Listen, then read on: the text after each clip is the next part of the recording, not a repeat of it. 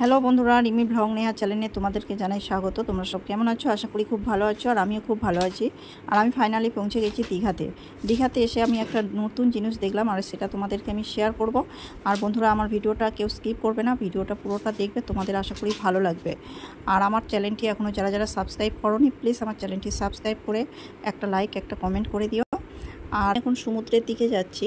আর সবাই দীঘাতে ঘুরতে এলে সমুদ্রে স্নান করে ঘুরে ফিরে আর বাড়ি চলে যায়, কিন্তু এখন নতুন একটা জিনিস যে দীঘাতেও জগন্নাথ মন্দির প্রতিষ্ঠা হচ্ছে, আর সেটা তোমাদেরকে আমি শেয়ার করব। আর জগন্নাথ মন্দির কবে উদ্বোধন হবে, কবে থেকে কাজ শুরু হয়েছে, সবই থাকবে এই ভিডিওর মধ্যে।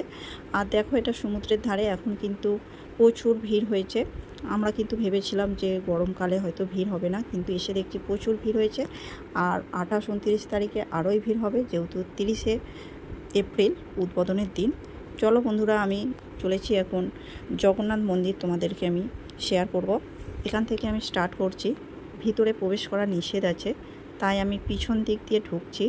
তোমাদেরকে পুরোটা হয়তো দেখাতে পারবো না, তবু যতটা পেরেছি ভিডিও করেছি। এখানে দেখো টনচিপ রড সব পড়ে আছে, এখনও কাজ চলছে বন্ধুরা, পুরোপুরি এখনও কমপ্লিট হয়নি।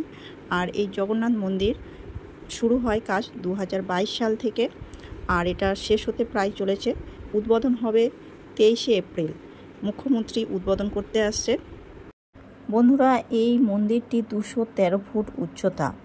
দীঘাতে এই জগন্নাথ মন্দিরটি পুরীর আদলে তৈরি করা হয়েছে।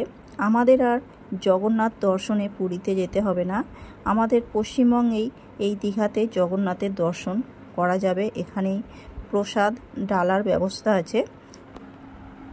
এই দীঘার জগন্নাথ মন্দিরটি 20 একর জমিতে তৈরি হচ্ছে। এটা রাজস্থানের মার্বেল দিয়ে এই মন্দিরটি তৈরি হচ্ছে। বন্ধুরা, দীঘাতে যদি এর মধ্যে তোমরা কেউ যেতে চাও, তাহলে 28 তারিখ 3টের মধ্যে তোমাদের পৌঁছে যেতে হবে। তার কারণ 29-30 তারিখ ওখানে কোনো গাড়ি অ্যালাউ নেই। আর যদিও কেউ 29-30 তারিখে যাও, তাহলে তোমাদের দীঘার গেট থেকে 3 থেকে 4 কিলোমিটার হেঁটে যেতে হবে। আর ওখানে হোটেল ভাড়া কিন্তু বাজেটের বাইরেই অনেক হোটেল ভাড়া পড়বে। তোমরা ওল্ড দীঘায় কাজ হচ্ছে, ওল্ড দীঘা এখন বন্ধ আছে, ওল্ড দীঘায় তোমরা কেউ যেতে পারবে না। তাই তোমরা যদি কেউ যেতে চাও, তাহলে নিউ দীঘায় যেতে হবে। আর নিউ দীঘা থেকে এই মন্দিরটা কাছাকাছি। ভিডিওটা এখানেই শেষ করছি, দেখা হচ্ছে আবার পরের ভিডিওতে।